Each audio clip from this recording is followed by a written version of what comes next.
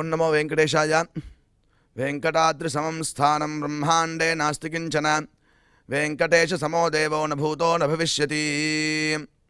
திருவிழா திருப்பதி தேவஸ்தானம் ஸ்ரீமத் வெங்கடேஸ்வரா பக்தி சேனல் இணைந்து வழங்கும் ஸ்ரீமத் பகவத்கீதை பாராயணத்திற்கு அனைவரையும் வரவேற்கிறோம்.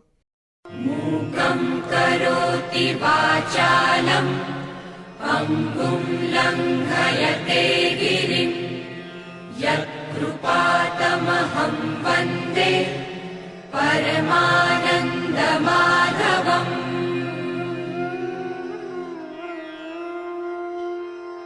करारविन्देन पदारविन्दम् मुखारविन्दे विनिवेशयन्तम् वटस्य पत्रस्य पुटे शयानम् बालं मुकुन्दं मनसा स्मरामि.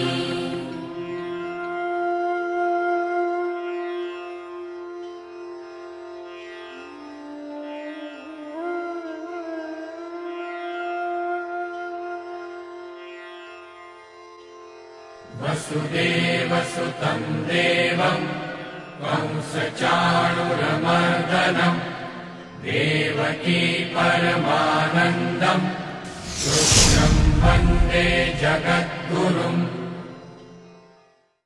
நம்மளுடைய பகவத்கீதை மாஹாத்மியத்தில் யத்ர கீதா விசாரஸ்ச படனம் பாடனம் ஸ்ருதம் தத்ராஹம் நிஷ்சிதம் பிருத்வி நிவசாமி சதைவஹி என்று பகவான் பூமி தேவியை பார்த்து சொல்கிறார்.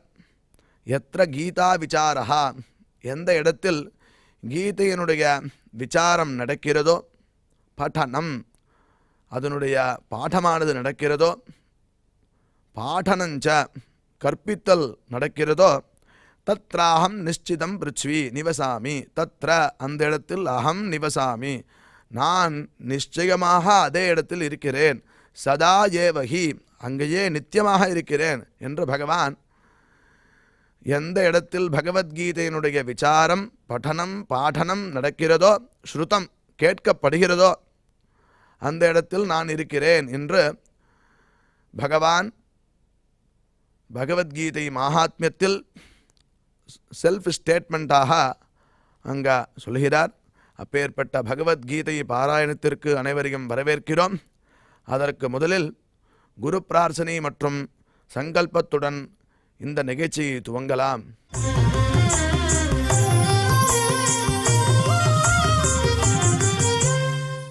ஸ்ரீ குரு பிரார்த்தனா. குரு பிரம்மா குரு விஷ்ணுர் குருர் தேவோ மகேஸ்வரः गुरुः साक्षात् परं ब्रह्म तस्मै श्री गुरवे नमः.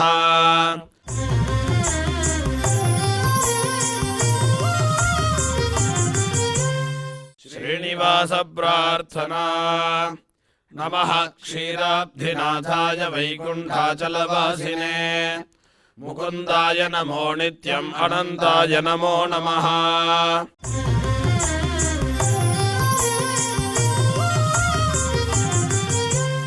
अथ श्रीमद्भगवद्गीता पारायण संकल्पः.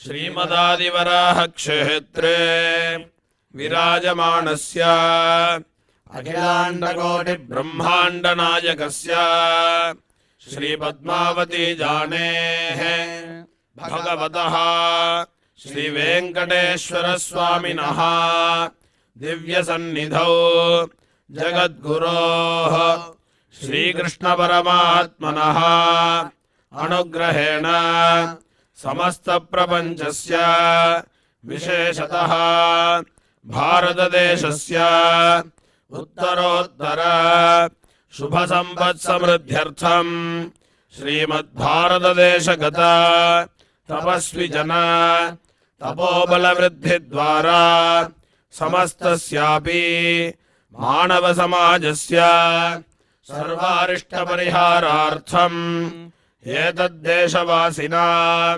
सर्वेषां सज्जनानां योगक्षेमार्थं राष्ट्रविरोधिनां निबर्हणद्वारा जनानां चित्तशान्ति चित्तस्थैर्य सन्तोषादि अभिवृद्ध्यर्थम् एतद्देशवासिना परस्परविद्वेष परस्परनिन्दा परस्परहिंसादीनां निवृत्त्यर्थम् परस्परसौमनस्य सिद्ध्यर्थम् समस्तपापक्षयार्थम् श्रीमन्नारायणप्रीत्यर्थम् श्रीपरमेश्वरप्रीत्यर्थम् श्रीमद्भगवद्गीतायाः अखण्डपारायणम् करिष्यामहे।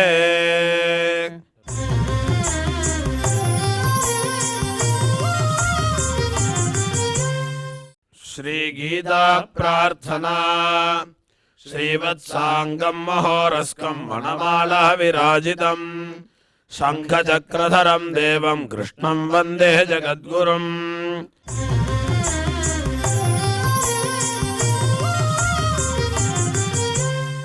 पार्थाय प्रतिबोधितां भगवता नारायणेन स्वयं व्यासेन ग्रथितां पुराणमुनिना मध्ये महाभारतम् अद्वैतामृतवर्षिणीं भगवतीम् अष्टादशाध्यायिनीम् अम्ब त्वामनुसन्दधामि भगवद्गीते भवद्वेषिणीम्।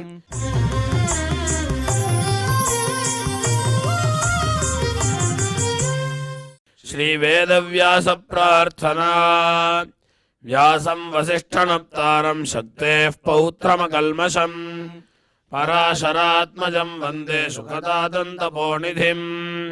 यत्र योगेश्वरः कृष्णो यत्र पार्थो धनुर्धरः तत्र श्रीर्विजयो भूतध्रुवाणि ध्रुवाणीतिर्मतिर्मम।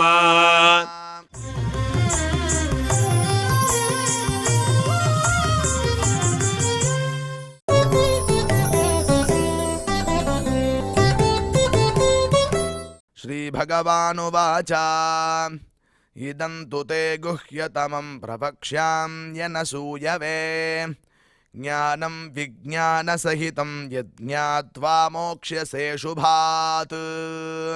இப்பொழுது திரு ஊபே அனந்தபத்மநாபாச்சாரியார் சுவாமிகள் இந்த ஸ்லோகங்களுக்கு அர்த்தங்களை நமக்கு விவரிப்பார். அதை கேட்டு மகிழ்வோம்.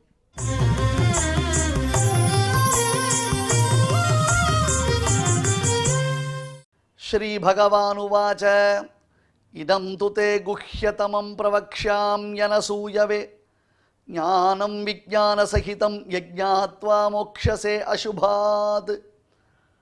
ओं नमो भगवते वेंकटेशाय। ரகசியம்னா என்ன, சதஸ்யம்னா என்ன, முதல்ல இதனுடைய கான்செப்டை புரிஞ்சுக்கணும். நண்பர்களே, இந்த 9வது அத்தியாயத்தை சொல்வதற்கு முன்பாக இவ்வளவு பீட்டிகை அடியன் போடுறதுடைய தாற்பயம் என்ன அப்படி கேட்டால், இன்னைக்கு பகவத்கீதை பல விதத்தில் டைல்யூட் ஆகிடுது. அதனால தான் பெரியோர்கள் என்ன பண்ணுறா, இப்போ அடியன் கூட எஸ்விபிசியில் பகவத்கீதை சொல்கிறேன் அப்படின்னே பல பெரியோர்கள், அதாவது சம்பிரதாயத்தை சேர்ந்த மகான்கள் என்னிடத்தில் கேட்டா, நீ என்ன எல்லா சாஸ்திரார்த்தத்தையும் ஓப்பன் டிவியில் சொல்லிட போறியா அப்படின்னு கேட்டா. அடியன் சொன்னேன், இல்லை. அப்புறம் எப்படினர், சாமான்யமாக ஜனங்களுக்கு என்ன தேவையோ, இந்த பகவத்கீதையினுடைய பெருமைகளை அவர்கள் எப்படி புரிந்து கொள்வார்களோ அதை மட்டும் தான் சொல்லுவேன். அப்போ சொல்கிறதுனால என்ன பிரயோஜனம்? உண்மையிலேயே அதனுடைய உயர்ந்த ரகசியார்த்தங்களை நீ சொல்லாமல் இந்த பகவத்கீதையை மேலெழுந்து வாரியாக சொல்கிறதுல என்ன பிரயோஜனம்? இங்கே 2 சங்கடம் இருக்குது. என்ன, பகவத்கீதையை சொல்லும் பொழுது அதனுடைய உயர்ந்த ரகசியார்த்தங்களை பப்ளிக்கில் டக்குன்னு சொல்லிடக்கூடாது, சொல்ல முடியாது. அப்படி உயர்ந்த ரகசியார்த்தங்கள் இல்லாமல் மேலெழுந்த வாரியாக பகவத்கீதையை சொல்லுவதனால ஒரு பிரயோஜனமும் இல்லை. இது எந்த விதத்தில் நியாயம் என்று பெரியோர்கள் அடியனிடத்தில் கேட்டார்கள். அடியன் அவர்களிடத்தில் அடிபணிந்து ஒன்றை விண்ணப்பித்தேன். இன்றைய காலகட்டத்தில் மக்கள் எல்லோருக்கும் நேரடியாக வந்து ஒரு குருவினிடத்தில் பயிலும் வாய்ப்பு என்பது அருகிவிட்டது. அதே சமயத்தில் ஆசையுடையவர்களுக்கு ஒரு சில விஷயங்களை நாம் சொல்லி வைப்பதில் தவறு ஒன்றுமில்லை. இப்பொழுது அதை சொல்லும் பொழுது கொஞ்சம் கொஞ்சமாக அதை பிடித்து கொண்டார்களே, ஆனால் பின்னாளில் கீதாச்சாரியரான பார்த்தசாரதியின் அனுகிரகத்தினாலே அவர்களே இவை இந்த பகவத்கீதை முழுவதையும் கிரமமாக ஒரு ஆசிரியரிடத்தில் பயிலுவதற்கு வாய்ப்பு கிடைக்கும் அல்லவா? அதை எண்ணித்தான் நான் இப்பொழுது இது போன்ற பகவத்கீதை தொடரை நிகழ்த்தி கொண்டிருக்கிறேன் என்றவுடன் அந்த பெரியோர்கள் ஆசீர்வதித்தார்கள். ஏனென்றால் இந்த பதில் அவர்களை திருப்தி செய்து விட்டது. ஏனென்றால் அவர்கள் பயந்தார்கள். பரமாத்மா எத்தனையோ ரெஸ்ட்ரிக்ஷன்ஸ் பண்ணுறான். ஆக்சுவலி கிருஷ்ணன் என்ன பண்ணுறான் அப்படின்னு கேட்டால், இதை சொல்லாதரா, அசூயை உடையவனுக்கு சொல்லாத, நாஸ்திகனுக்கு சொல்லாத, விருப்பம் இல்லாதவனுக்கு சொல்லாத, அனுஷ்டானம் இல்லாதவனுக்கு சொல்லாத. இதம் தேன அதபஸ்காய அப்படின்னு பரமாத்மா சொல்ல போகிறான். நா தபஸ்காய ந பக்தாய. புரியுதா? தபஸ்காய, அபக்தாய, அதபஸ்காயன்னு அர்த்தம். தவம் இல்லாதவனுக்கு, புலநடக்கம் இல்லாதவனுக்கு, பக்தி இல்லாதவனுக்கு, ஸ்ரத்தை இல்லாதவனுக்கு, கான்சன்ட்ரேஷன் இல்லாதவனுக்கு சொல்லாத அப்படின்னு கண்ணன் கடைசியில் சொல்ல போகிறான். எனவே இங்கே யார் உட்காந்து கேட்குறா எஸ்விபிசி சேனலில் அப்படின்னு கேட்டால், யாருக்கு ஸ்ரத்தை இருக்கோ, யார் கேட்கணும்னு ஆசைப்படுறாளோ, யார் பகவத்கீதையை நன்னா தெரிஞ்சுக்கணும்னு ஆசைப்படுறாளோ அவர்கள்தான் இதை கேட்கிறார்கள். அப்பேற்பட்ட அதிகாரிகளுக்கு எவ்வளவு சொல்லணுமோ அவ்வளவு சொல்லலாம். ஆகையால் தான் வித்யை என்னும் பெண் நாஸ்திகனுக்கும் மூடனுக்கும், என்னிடத்தில் அன்பு இல்லாதவனுக்கும், அசூயை பொறாமை உடையவனுக்கும் என்னை கொடுக்காதே. நாஸ்திகாய ஷட்டாயாபி மத் பக்தி ரஹிதாயவா அசூயகாய மாம் மாதாஹா சேவதிஷ்டோஸ்மி ரக்ஷமாம். நான் கல்யாணமே பண்ணிக்காமல் இருந்துறேன், கண்ணியாவே இருந்துறேன் ஆயுசுக்கும். எனக்கு அதை பற்றி கவலை இல்லை, எனக்கு கல்யாணமே கூட வேண்டாம். ஆனால் நாஸ்திகாய ஷட்டாய, நாஸ்திகனாக இருக்கிறவன், மூர்க்கனாக இருக்கிறவன், கான்செப்டே புரிஞ்சுக்க மாட்டான், ஆர்கியூமெண்ட் பண்ணிட்டு இருப்பான், தான் பண்ணுறது தான் சரின்னுவான், தனக்கு தெரிஞ்சது தான் எல்லாம் சரின்னுவான். ஷட்டாய மத் பக்தி ரஹிதாய ச, வித்யினுடைய மகிமை தெரியாமல் இருந்தான் அவன். அப்புறம் அசூயகாய, அசூயகாய இந்த பதம் ரொம்ப முக்கியம், நோட் பண்ணி வச்சுக்கோங்க.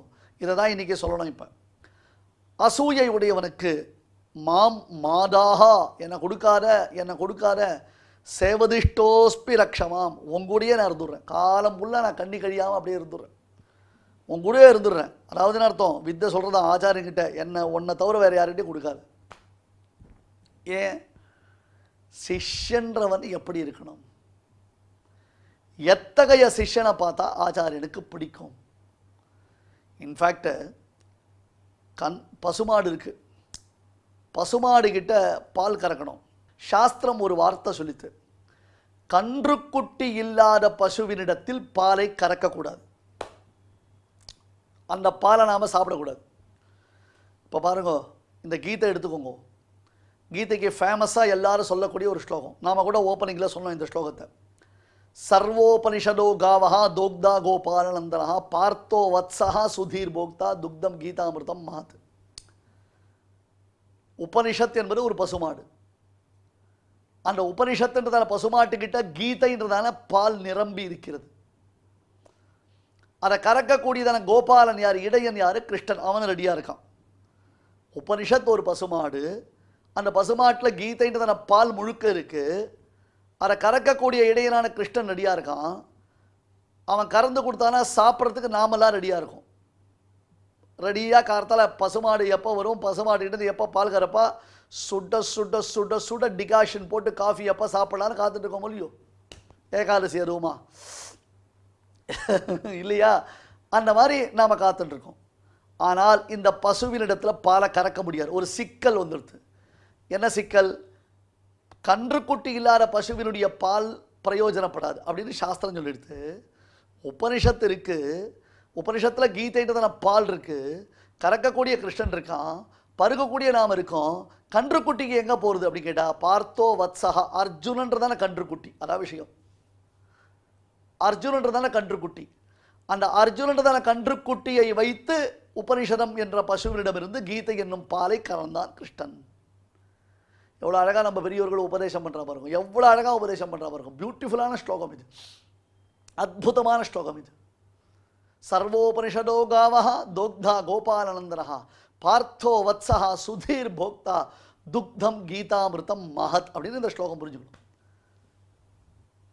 சரி, சில பேர் பார்த்துருக்கீங்க நீங்கள், என்ன, அதாவது பசுமாடு, அந்த பசுமாடு கண்ணுக்குட்டி போட்டிருக்கோம், ஏதோ காரணத்தில் அந்த கண்ணுக்குட்டி செத்து போயிடும்.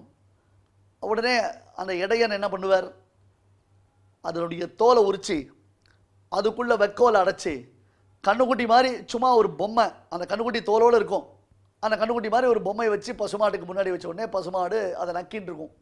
தோல் கன்று, ஒரிஜினல் கன்று இல்லை, தோல் கன்று, உயிரற்ற உடல், அதில் கூட வெக்கோல் அடைச்சிருக்கும். அதை நக்கிண்டே பசுமாடு பாலை கறக்கும். யோசிச்சு பாருங்க, தோல் கன்றுக்கு பசுமாடு இறங்கி பால் குடிக்கிறது. அதுபோல சிஷ்யன் கபட்டமாக இருந்தாலும் ஆச்சாரியன் பாவம் தெரியாமல் சொல்லிடுவர். சிஷ்யன் கபட்டமாக இருந்தாலும் ஆச்சாரியன் அவனை தெரியாமல் சொல்லிடுவர். ஆச்சாரியன் பசுமாடு, சிஷ்யன்றவன் யாரு, கன்றுக்குட்டி. ஆச்சாரியனுடைய உபதேசம் என்னது, பால். கரெக்டா? ஆனால் அந்த பால் பிரயோஜனப்படுமா? கூடாதே, உபயோகப்படுத்தக்கூடாதே. அந்த மாதிரி அது சிஷ்யனுக்கு பிரயோஜனம் இல்லாமல் போயிடும். எதிர்ச்சையா ஸ்ருதோ மந்திரா சன்னேன அதவா சலேனவா. அவர் ஒருத்தனுக்கு உபதேசம் செய்து கொண்டிருக்கும் பொழுது அவர் அறியாமல் நாம் கேட்பதோ, அவருடைய நியமனம் இல்லாமல் நாம் கேட்பதோ, அவர் எழுதி வைத்ததை நாம் திருடி படிப்பதோ, அல்லது அவர் எழுதி வைத்ததை அவர் அறியாமல் நாம் திருடி செல்வதோ நமக்கு பிரயோஜனப்படாது. இன்னைக்கு ஏதாவது ஒன்று அப்படின்னா நான் கூகுள் பண்ணி பார்க்குறேன்ற எல்லாரும் பெரியோர்களிடத்தில் கேட்கிறோம் என்பதான பண்பாடு மறைந்து விட்டது. பெரியோர்களிடத்தில் நான் இதை குறித்து கேட்டுக்கொள்கிறேன் என்பதான ஒரு பண்பாடு சுத்தமாக மறைந்து விட்டது. அதுதான் இன்னைக்கு வருத்தப்படக்கூடிய ஒரு விஷயம். எனவே வித்யை என்னும் ஒரு பெண் ஆச்சாரியர் என்னும் தந்தையினிடத்தில் சொல்லுகிறாள், என்னை நாஸ்திகனுக்கும் மூர்க்கனுக்கும் தபஸில்லாதவனுக்கும் என் பெருமையை அறியாதவனுக்கும் கொடுக்காதே என்று சொல்லுகிறாள். அப்போ அதில் முக்கியமான குவாலிஃபிகேஷன் என்ன அப்படின்னு கேட்டால், அசூயை இல்லாமல் இருக்கணும் சிஷ்யன். என்ன அசூயை?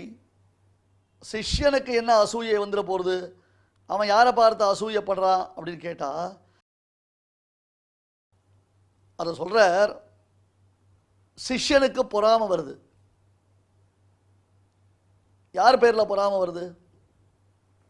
இந்த ஆச்சாரியன் பாரு, அவளுக்கெல்லாம் எவ்வளோ சொல்லித்தரார், இவளுக்கெல்லாம் எவ்வளோ சொல்லித்தரார், எனக்கு இப்படி சொல்லித்தர மாட்டேன்றார்.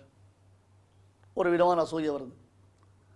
ரெண்டாவது, இவர் மட்டும் இதெல்லாம் தெரிஞ்சு வச்சுருக்கார், நாம் கேட்டால் மட்டும் நமக்கு சொல்ல மாட்டேன்றார். கட்டாயம் சொல்ல மாட்டேன்னு அவர் சொல்ல மாட்டார்.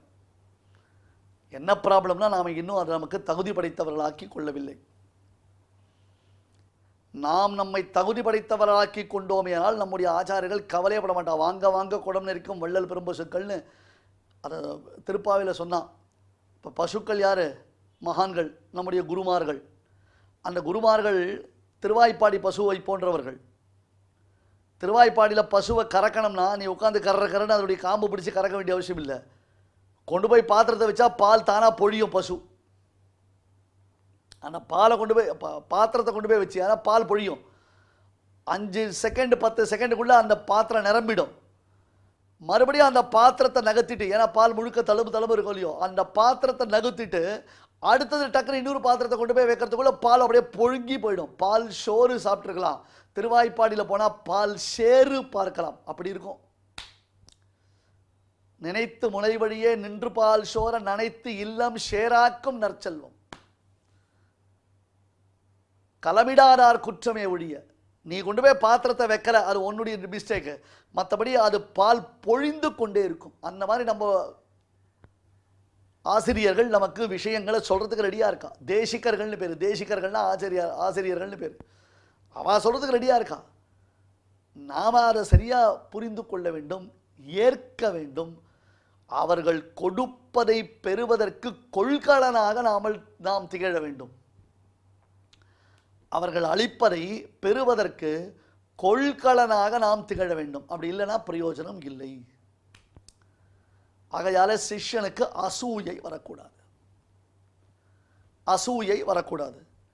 கிருஷ்ணன் இவ்வளவு பரிவோட அர்ஜுனனுக்கு உபதேசம் செய்துவிட்டு கடைசியில் கீதையை முடிக்கும் பொழுது இதெல்லாம் பண்ணாத, இவனுக்கெல்லாம் கொடுக்காத, சொல்லாத, நான் உனக்கு சொல்லி வச்சுட்டேன்றதுக்கோசரம் எல்லாருக்கும் இதை நீ தூக்கி கொடுத்துறாத அப்படின்னு சொல்கிறார். அதை தான் இங்கே இந்த அத்தியாயத்தில் முதல் ஸ்லோகத்தில் கிருஷ்ணன் அர்ஜுனனை பார்த்து பேசுகிறான். இதம் துதே குஹ்யதமம் பிரவக்ஷ்யாமி அனசூயவே ஞானம் விஜான சகிதம் யஜ்ஞாத்வா மோக்ஷசே அசுபாத். ஏ அர்ஜுனா, எதனை அறிவதினாலே, இந்த உயர்ந்த விஷயங்களை அறிவதினாலே, அசுபாத் மோக்ஷசே, சம்சாரமாகிற பெரும் துக்கத்திலிருந்து நீ விடுபடுவாயோ.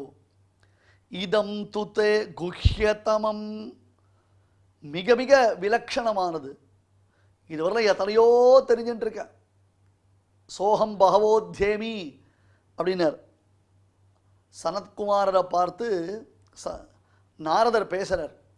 சோகம் பகவோ அத்தியேமி, நான் எவ்வளோ தெரிஞ்சுட்டு இருக்கேன் தெரியுமா. ரிக்வேதம், எதிர்வேதம், சாமவேதம், மதர்வண வேதம், வாக்கோ வாக்கியம், ஜோதிஷம், தர்க்கம், வியாக்கரணம், மீமாம்சம், என்னென்னமோ தெரிஞ்சுட்டு இருக்கேன் சுவாமி நானுன்னார். சரி, சோவாட், ஆனால் எனக்கு ஆத்ம ஞானம் இல்லை. நீ என்ன படிச்சிருக்க அப்படின்னு இப்போ இன்னைக்கு ஒருத்தரை கேட்குறோம். நீ என்ன படிச்சிருக்க அப்படின்னு கேட்டால் அவர் என்ன பண்ணுவார். பிகாம் படிச்சிருக்கேன், எம்காம் படிச்சிருக்கேன், ஐசிடபிள்யூ படிச்சிருக்கேன், ஐஏஎஸ் படிச்சிருக்கேன், ஐபிஎஸ் படிச்சிருக்கேன், எம்பிபிஎஸ் படிச்சிருக்கேன் சொல்கிறாளா இல்லையா? கரெக்டா? நான் சொல்கிறது ரைட்டா? நீ என்ன படிச்சிருக்கேன்னா +2 படிச்சிருக்கேன், 10th படிச்சிருக்கேன், பிகாம் படிச்சிருக்கேன், ஐபிஎஸ் படிச்சிருக்கேன், ஐஏஎஸ் படிச்சிருக்கேன் சொல்கிறாளோ இல்லையோ? நீ என்ன படிச்சிருக்கேன்னு கேட்டால், நான் பகவத்கீதை படிச்சிருக்கேன், ரகசிய திரயசாரம் படிச்சிருக்கேன், பகவத் விஷயம்னு திருவாய்மொழி படிச்சிருக்கேன், கீதா பாஷ்யம் படிச்சிருக்கேன், பிரம்மசூத்திர பாஷ்யமான ஸ்ரீபாஷ்யம் படிச்சிருக்கேன். யாராவது ஒருத்தர் சொல்கிறாளா? படிப்பு என்னன்னு கேள்வி கேட்ட உடனே நாம் என்ன சொல்கிறோம்? இன்றைக்கி லௌகிகத்தில் நம்ம பணம் சம்பாதிப்பதற்கு, உத்தியோகம் பார்த்து பணம் சம்பாதிப்பதற்கு, பொண்டாட்டி பிள்ளைகளோடு சுகமாக வாழ்வதற்கு, வாழ்வாதாரமாக எந்த படிப்பை நினைக்கிறோமோ அந்த படிப்பை பற்றி தான் பேசுகிறோமே தவிர்த்து ஆத்மாதாரமான படிப்பை பற்றி பேசுகிறோமா? வாட் இஸ் யுவர் குவாலிஃபிகேஷன் அப்படின்னு கேட்டால், I got my PhD in Madras university அப்படின்றோம். I got my PhD in Madras university, Frankfurt university அப்படின்றோம் நம்ம.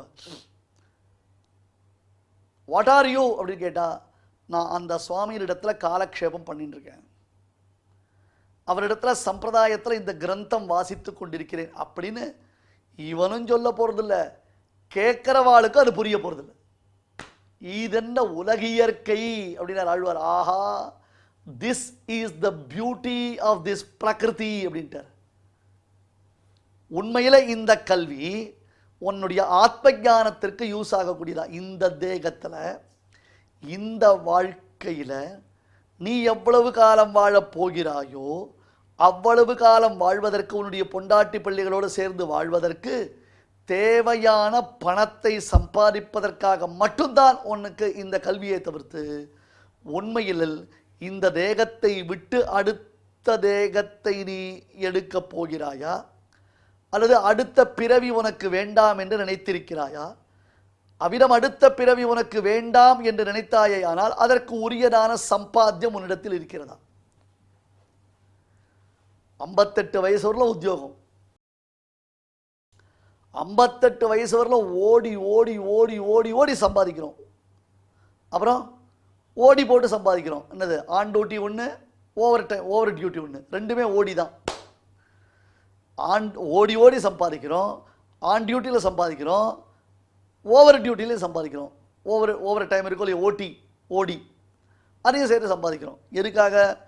58 வயசுக்கு அப்புறம் சௌக்கியமாக இருக்கணும், 58 வயசுக்கு அப்புறம் ஆற்றுல உட்காந்து சௌக்கியமாக இருக்கணும், ஒரு அழகாக ஒரு 2-3 BHK வீடு ஒன்று கட்டி வச்சுட்டு சுற்றி ஒரு சின்னதாக ஒரு ரூஃப் கார்டன் மாதிரி ஒன்று போட்டுட்டு, பொழுது போகாமல் சாயங்காலத்து வேலை ஒரு கத்திரிக்கோள் கையில் ஒரு புசு தண்ணி அடிக்கிற ஒன்று எடுத்துகிட்டு போயிட்டு அந்த செடியெல்லாம் கட் பண்ணிட்டு அப்படியே ஒரு வாக்கிங் போய் வீட்டுக்கு தேவையான காய்கறிகள்லாம் வாங்கிட்டு வந்துட்டு ஒரு ஹெல்த்தியான ஒரு லைஃப்பை நாம் லீட் பண்ணுறதுக்கு இப்போயே சம்பாதிச்சோன்னா ஒரு 2 கோடி 3 கோடி சம்பாதிச்சு வச்சுட்டோம், லைஃப்பில் சௌக்கியமாக இருக்கலாம் அப்படின்னு நம்ம சம்பாதிக்க வைக்கிறோம். Right, correct, perfect. இது லைஃபினுடைய ஆம்பிஷன், லைஃபுக்கு இது தேவையான விஷயம், கரெக்ட். ஆனால் ஒரு ப்ராப்ளம் இருக்குது. என்ன ப்ராப்ளம்?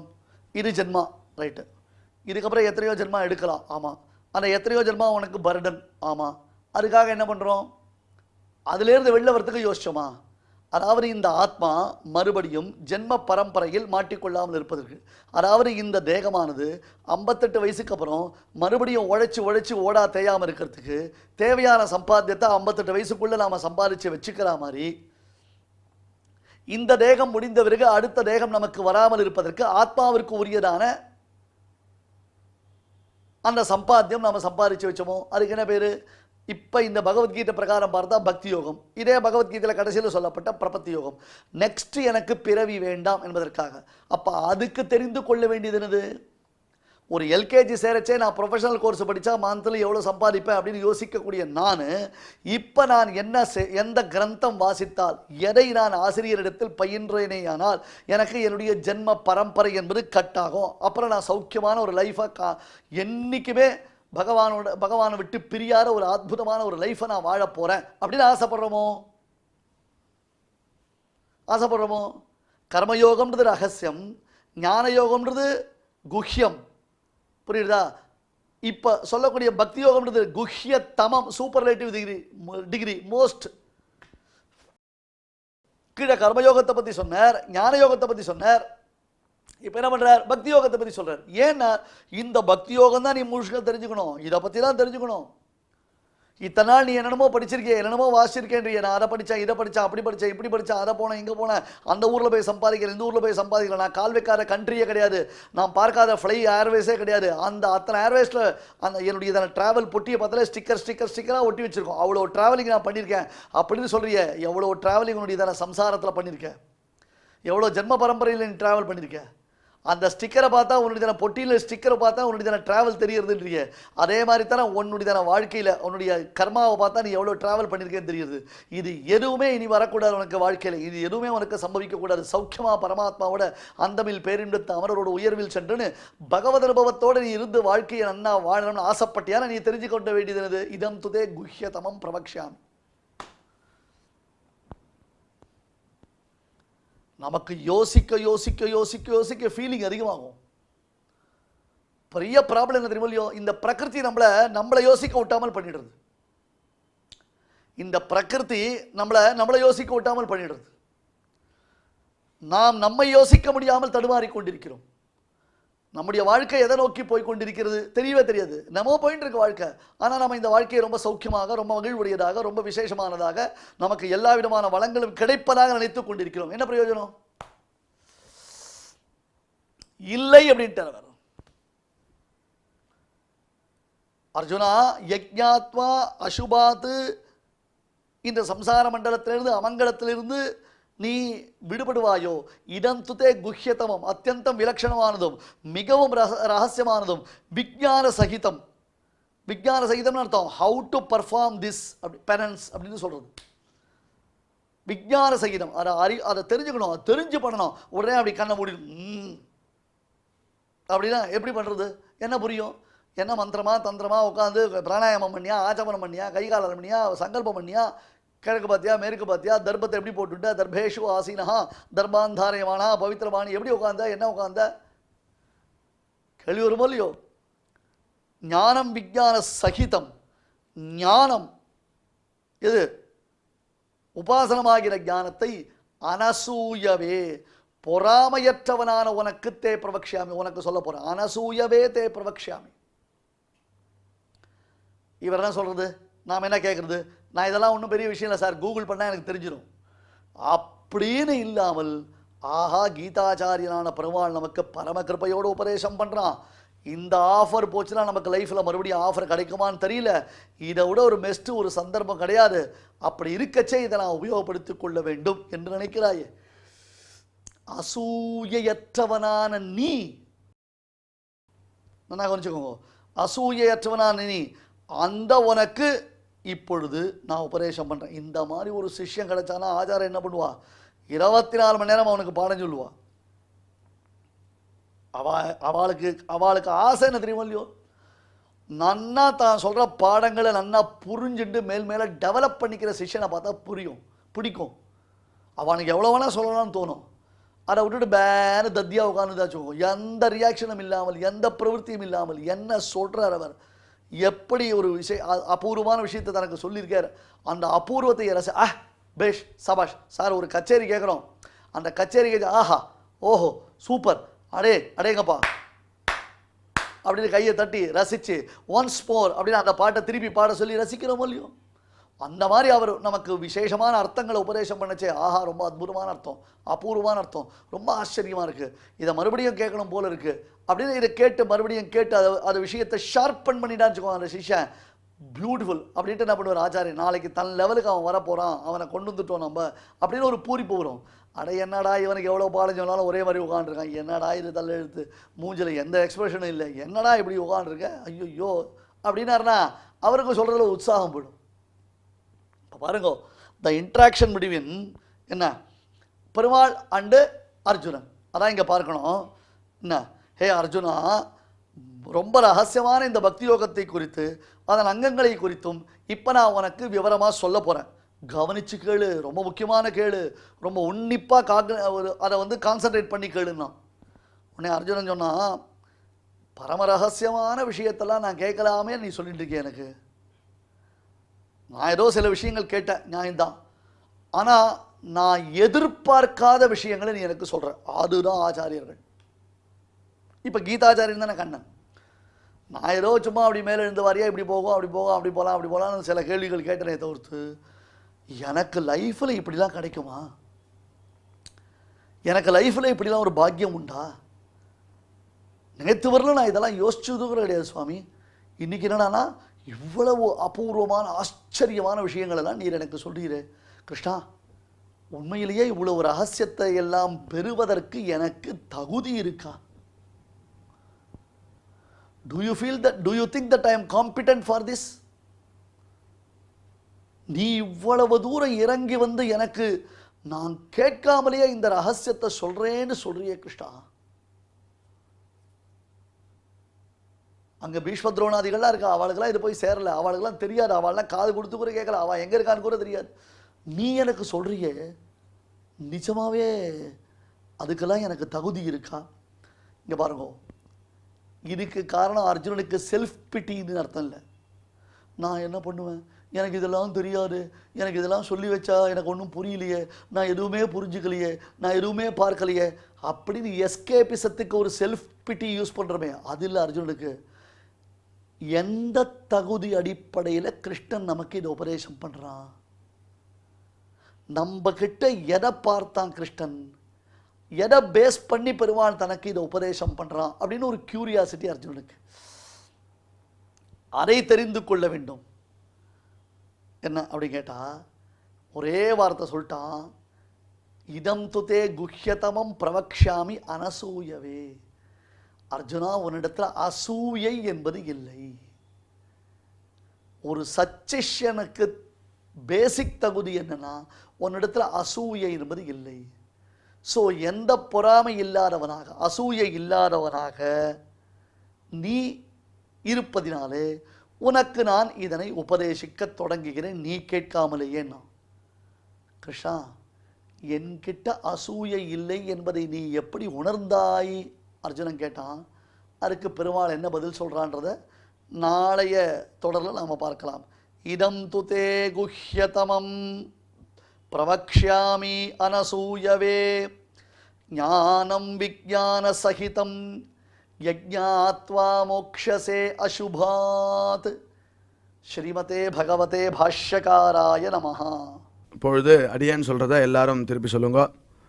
ஸ்ரீ பகவானுவாச ஸ்ரீ பகவானுவாச இதம் துதே குஹ்யதமம் இதந்து தே குஹ்யதமம் பிரவக்ஷ்யாம்யனசூயவே பிரவக்ஷ்யாம்யனசூயவே ஞானம் விஜ்ஞான சகிதம் ஞானம் விஜ்ஞான சகிதம் ஞாத்வா மோக்ஷ்யசே சுபாத்.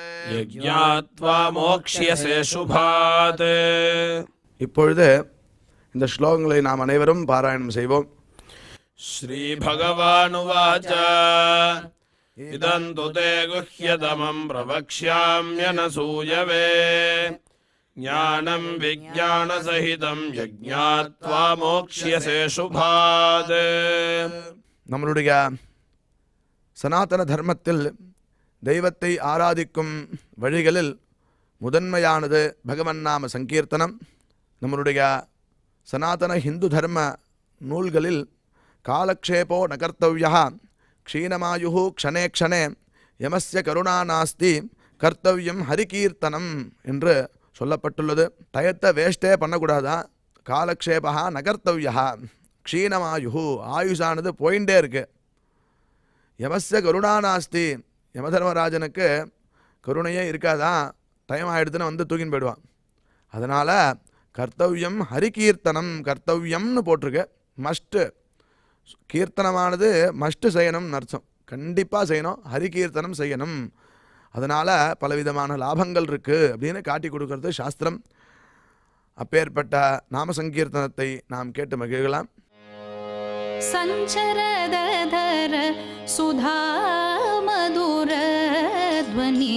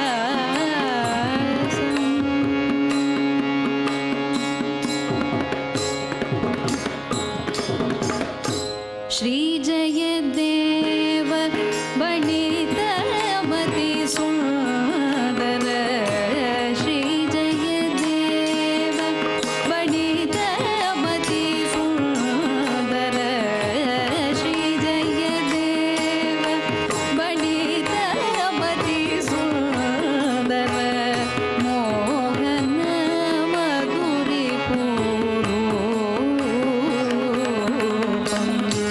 श्रीजयदेव भणितमति सुन्दर मोहन मधुरिपूरूपम्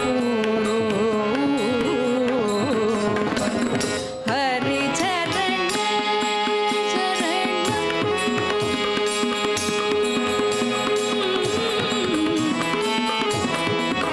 स्मरणो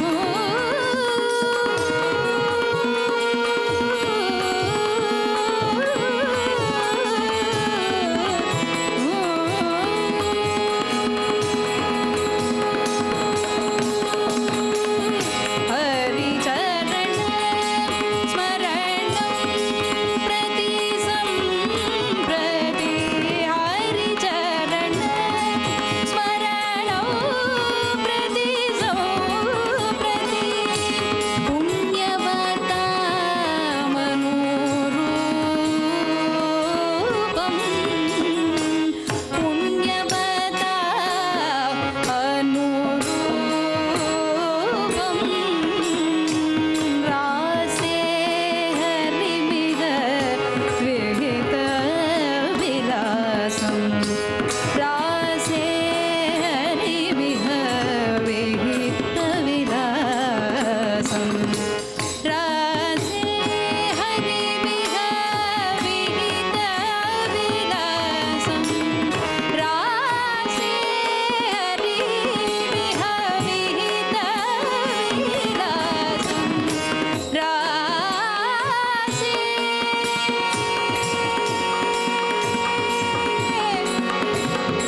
रासे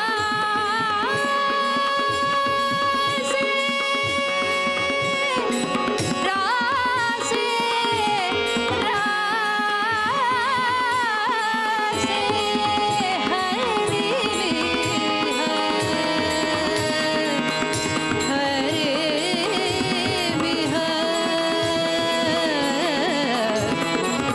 विहित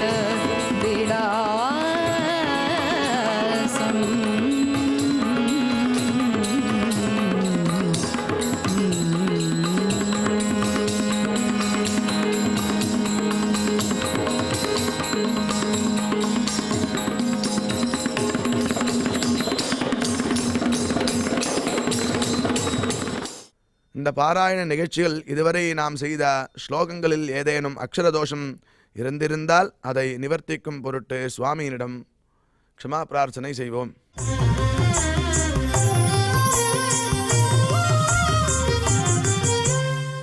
अथ क्षमा प्रार्थना यदक्षरपदभ्रष्टं मात्राहीनं च यद्भवेत् तत्सर्वं क्षम्यतां देव नारायण नमोऽस्तु ते।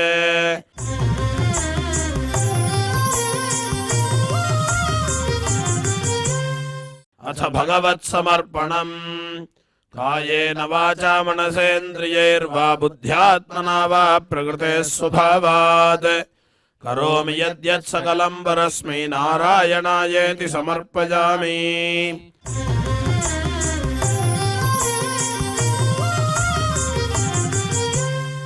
अथ लोकक्षेम प्रार्थना सर्वे भवन्तु सुखिनः सर्वे सन्तु निरामयाः सर्वे भद्राणि पश्यन्तु मा कश्चित् दुःखभाग् भवेत्। சுவாமியினுடைய பரிபூர்ண அருள் கிடைக்க வேண்டி மங்களாசாசனத்துடன் இன்றைய நிகழ்ச்சி நிறைவு பெறுகிறது.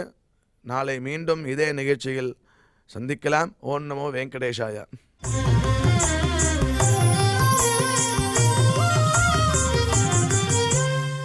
अथ मङ्गलम् श्रियकान्ताय कल्याणनिधये निधयेऽर्थिनाम् श्रीवेङ्कटनिवासाय श्रीनिवासाय मङ्गलम्।